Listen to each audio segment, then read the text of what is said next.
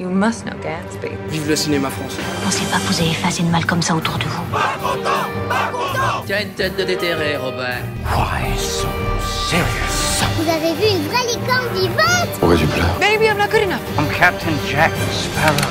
Vous voulez tout savoir de l'actualité du cinéma, les critiques, le calendrier des sorties, les infos exclusives et la possibilité de gagner plein de cadeaux? Vous êtes au bon endroit, bienvenue dans Clapement 5. Je m'appelle Aurélien Rapatel et je suis ravi de vous retrouver comme tous les lundis, mercredis et vendredis pour un nouvel épisode de votre podcast cinéma préféré. Merci de la part de toute l'équipe d'ailleurs d'être toujours plus nombreux à nous écouter. D'ailleurs, si vous nous écoutez sur Apple Podcast, vous pouvez nous mettre dès maintenant 5 étoiles, ce qui nous soutiendra au mieux pour la suite. On est ici entre amis, on tient des petites discussions improvisées comme tout le monde le fait à la sortie du cinéma ou juste avant que le film ne commence. C'est ça l'ambiance de Clapement 5, une atmosphère détendue mais avec quand même beaucoup d'infos à la clé. Cette discussion entre amis, elle va se dérouler aujourd'hui avec deux spécialistes chacun dans leur domaine. Ce sont nos fameux clappeurs que je vous présente aujourd'hui. Le premier est producteur artistique chez Canal+, chez Flap Prod précisément, c'est Florian Guillot. Bonjour à tous. On est ravis de t'accueillir, Florian. Merci, je suis ravi d'être ici. Nous accueillons aussi une nouvelle, elle est jamais un sans deux, elle est journaliste, c'est Lisa Andréazoli, c'est ça? C'est ça, c'est ça. Tu fais tes premiers pas dans Clapement 5. Ouais, c'est mon tout premier débat. Ah bah ça va être sympa, on va donc parler des Misérables comme tous les lundis, où c'est la critique d'un film, je l'ai pas dit. Et là c'est Les Misérables de Ladjli qui a électrisé la Croisette au dernier festival de Cannes et qui est reparti quand même avec le prix du jury. Nous allons donc en parler, voir quel est l'avis de vous deux et de nous tous sur ce film. Et pour résumer rapidement, nous suivons donc le personnage incarné par Damien Bonnard qui fait son premier jour à la BAC de Montfermeil dans le 93 et il découvre rapidement que les tensions entre les différents groupes du quartier sont assez forts quoi, sont chahutés, j'ai pas le mot. Oula. Clairement pas, on Chahuté. va chahuter, exactement. Et on va commencer avec toi Florian, tu vas nous dire ton avis et à la fin vous me donnerez tous les deux votre note sur 5, combien de claps vous mettez au film. 0 clap c'est la note la plus mauvaise, 5 la meilleure, et puis on fera la moyenne, on verra si on recommande ou non Les Misérables de Ladjli. Florian Guillot, quel est ton avis? Moi, je trouve que ce film aurait pu s'appeler Les chroniques d'une violence quotidienne, les chroniques d'une journée ordinaire. Ce qu'on voit avec ce film, c'est que déjà il se place dans une unité de temps qu'il ne respecte pas entièrement sur tout le film, mais il y a quand même un effort qui est très appréciable et qui est très novateur peut-être pas, mais en tout cas moderne, de vouloir placer l'histoire dans une unité de temps qui est une journée, comme tu l'as expliqué, la première journée d'un policier de la BAC. 2 jours peut-être, non? Oui, mais la majorité du Oui. film, les 3/4 du film se passe dans une unité de temps, dans une journée. Effectivement, c'est ce que je disais, ça ne va pas jusqu'au bout, puisqu'au final, il y a 2 jours, mais c'est la volonté première.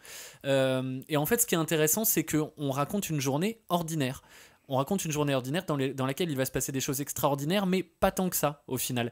Ce qu'on essaye d'expliquer, c'est que dans ces cités de banlieue, que je connais mal, alors je préfère le dire avant de continuer ma critique, je connais pas assez bien ces endroits, et en tout cas pas aussi bien que Ladjli pour en parler aussi bien que lui. Dans ces zones, les habitants, les policiers, les trafiquants, les gens du voyage, toutes ces personnes-là, toutes ces communautés vivent ensemble et vivent chaque jour en fait ces épisodes de violence.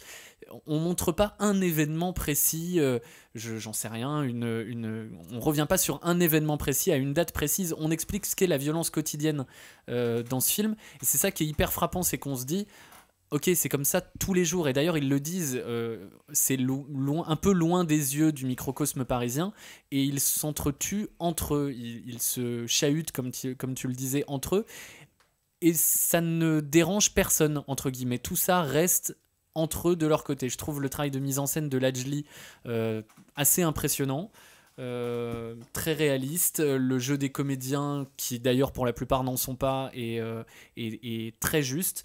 Le film, je le trouve tout bonnement excellent. Et surtout le message, mais peut-être que j'en parlerai un petit peu après avoir écouté l'avis de Lisa. Lisa, dis-nous justement.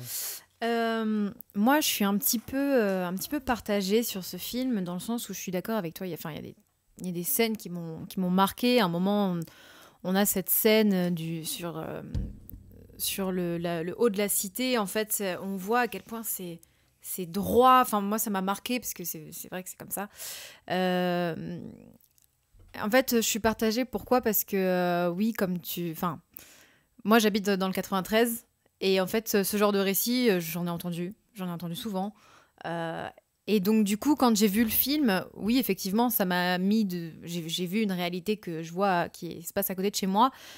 Mais en même temps, justement, j'ai pas vu vraiment entre guillemets, de solution, dans le sens où, bah ouais, en fait, on me montre ce que personnellement je sais. Donc, en fait, j'ai pas été vraiment transportée par ce film, même si je reconnais que, effectivement, il y a des très très belles scènes, que c'est bien mis à l'œuvre. Et puis en plus, il a vraiment, quand il a réalisé ce film, il a vraiment pris toute la communauté de Montfermeil, puisque je sais qu'il a fait appel même aux enfants, etc., de Montfermeil. Enfin, donc il y a vraiment eu une solidarité sur ce film que je trouve très très touchante. Mais voilà, moi j'ai pas été transportée. T'aurais aimé que le film apporte des solutions ? Bah, en fait, si tu veux, le problème c'est que ce genre d'histoire, ce genre de scénario, on entend tellement parler que même dans l'actualité, qu'au final, pour moi, en fait, j'ai pas réussi à comprendre l'impact du film derrière. Alors peut-être que il me faut des arguments un peu plus. Mais quand j'ai vu le film, je me suis dit oui, ben ouais, c'est ce qui se passe. Et ça t'a pas marqué c'est des scènes très choquantes, hein. Mais quand tu es en fait immersé dans ce monde-là. Ouais, c'est des scènes choquantes, mais quand toi, c'est ta copine qui a vécu ça, des trucs comme ça, bah du coup, moi, ça m'a pas autant attrapé, quoi. Et Florian, est-ce que tu veux rebondir ? Oui, moi je trouve qu'au contraire, il y a un message très fort qui est passé par Lajli au niveau de la mise en scène. Le tout départ du film, donc je ne spoile rien pour l'instant en disant ça, se place au moment de la Coupe du Monde 2018, quand l'équipe de France gagne et que c'est la liesse partout. On voit des scènes de rassemblement, les jeunes, les plus vieux, toutes les communautés sont rassemblées dans cette même joie avec les valeurs du sport. Les dernières images, sans trop expliquer ce qui se passe, c'est radicalement l'inverse. Pourquoi j'utilise le mot radicalement ? C'est conscient que je dis ça.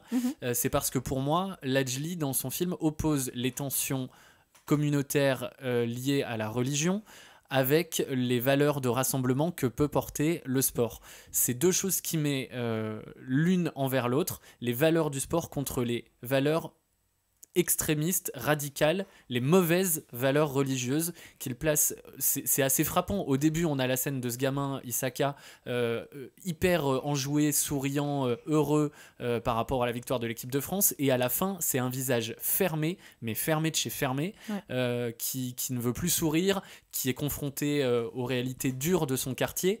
Et pour moi, hein, c'est très personnel, et pour en avoir discuté un peu avec Aurélien en off, on n'est pas forcément d'accord là-dessus et sur le message. Ce que veut faire passer Lajli, c'est sauver ces gamins, sauver ces gamins, aller les chercher avec le sport. On voit dans le film le moment où ils sont tous rassemblés, où ils s'amusent, c'est quand ils sont sur le terrain vague en train de jouer au foot. Les seuls moments de bonheur qu'ont ces gosses, c'est grâce au sport. Il faut continuer de développer ça, aller les chercher et les tirer de l'endoctrinement, du radicalisme religieux, de l'extrémisme religieux. Je parle bien de l'extrémisme, pas de la religion de manière générale, de l'extrémisme religieux. Il faut les tirer de ça. Et il le répète encore avec une phrase tirée des Misérables de Victor Hugo à la fin, où il dit: il n'y a pas de mauvaise graine, il n'y a pas de mauvaise herbe. Il n'y a que de mauvais cultivateurs. Ouais. Pour moi, c'est les personnages des prédicateurs dans le film qui sont les seuls à ne pas être attaqués par les enfants. Il faut quand même le souligner. À la fin, toutes les communautés sont attaquées.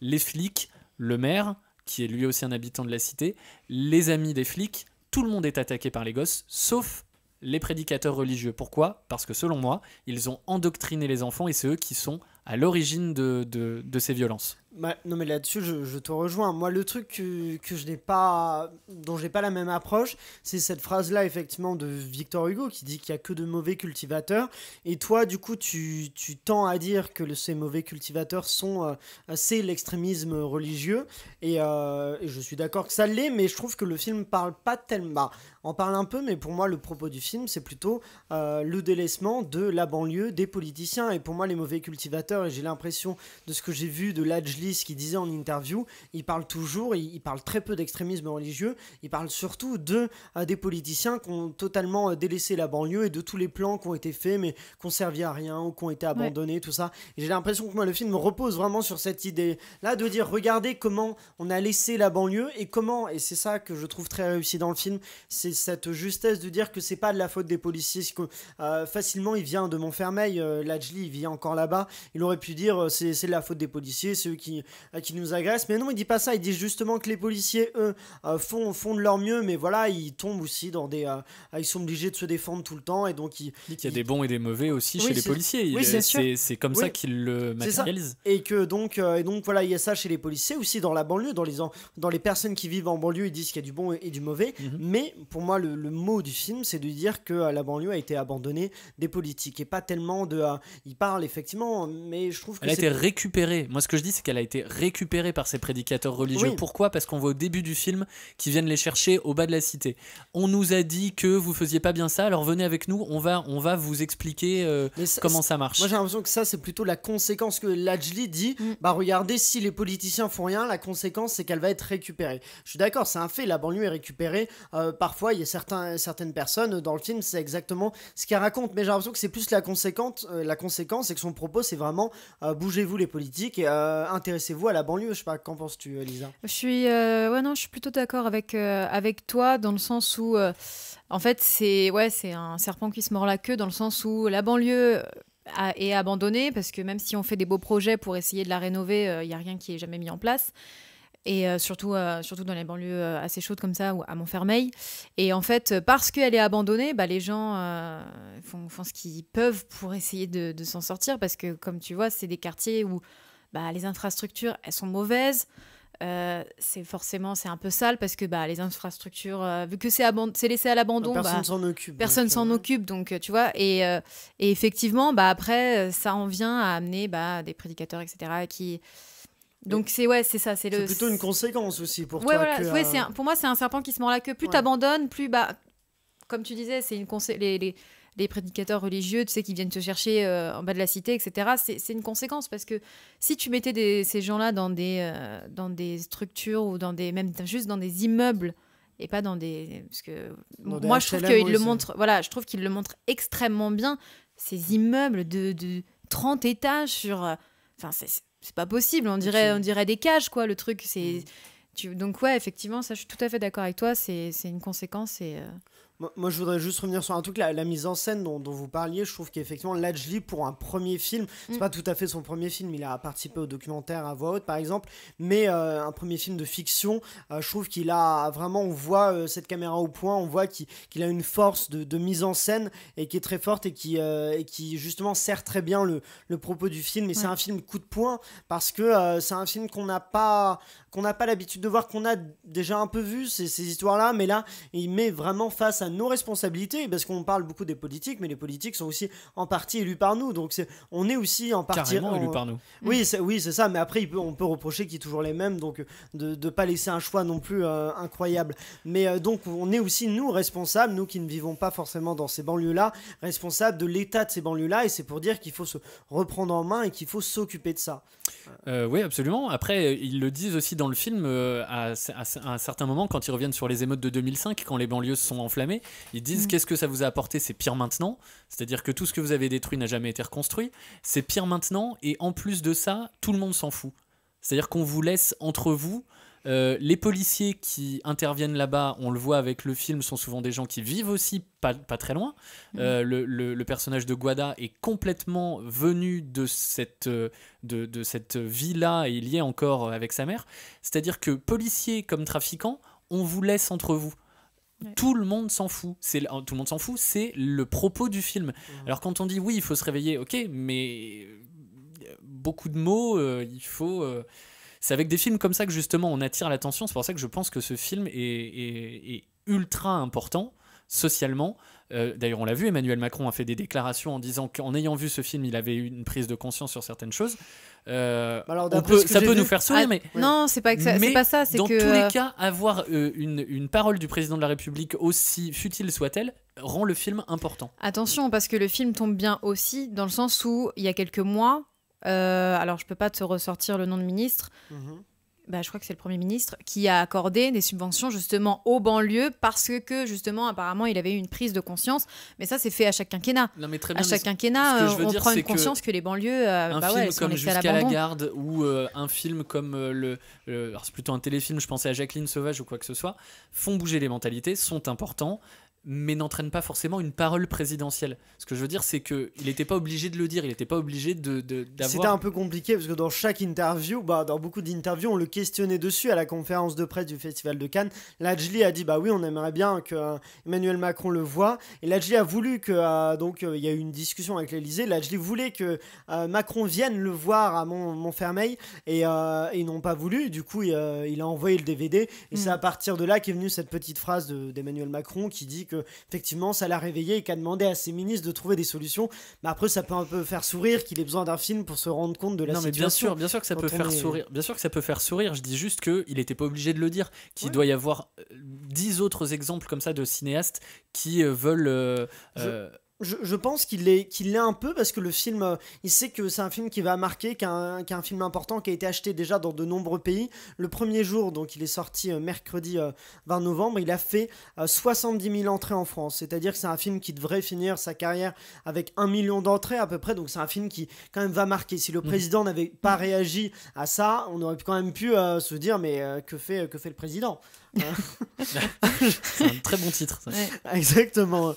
Donc je sais pas, on va demander, je vais demander vos notes sur Les Misérables, Florian. Pour moi ce sera 4,5 sur 5. 4,5 sur 5. Ouais, parce que je pense que c'est difficile, enfin pour n'importe quel film c'est difficile de mettre 5. Il n'y a jamais une perfection absolue, mais je pense que c'est un film brillamment réalisé, très important au niveau sociétal, et je le répète, que ce soit le message réel ou pas, pour moi c'est comme ça que je l'ai reçu.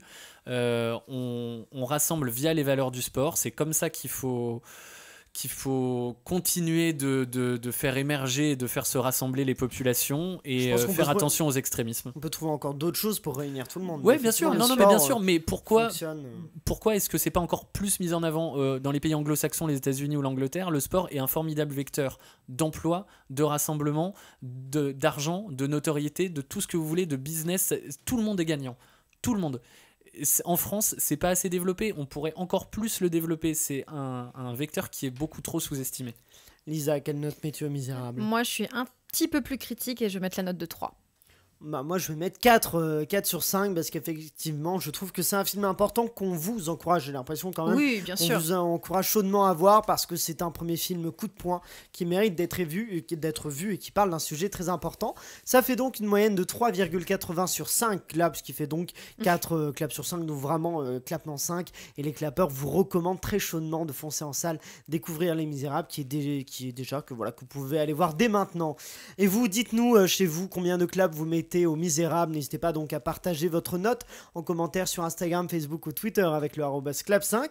Et voilà, et c'est la fin de cet épisode. Écoutez, merci à vous tous, clapeurs, merci à vous auditeurs de l'avoir suivi, merci à Ciné7, à nos partenaires OCD, Univers Ciné, le Forum des Images. N'oubliez pas de liker le podcast et de le partager au maximum. Et si vous nous écoutez sur Apple Podcast, vous pouvez nous laisser une note sur 5 pour nous soutenir au mieux. On se retrouve dès mercredi avec l'interview d'un comédien que vous avez pu voir sur Golden Moustache ou dernièrement dans le film Netflix La Grande Classe. Je vais donner un petit indice, son nom commence par Nicolas et finit par Bernaud. Rendez-vous mercredi sur Clapement 5 pour découvrir notre invité qui dit, et d'ici là, allez au cinéma.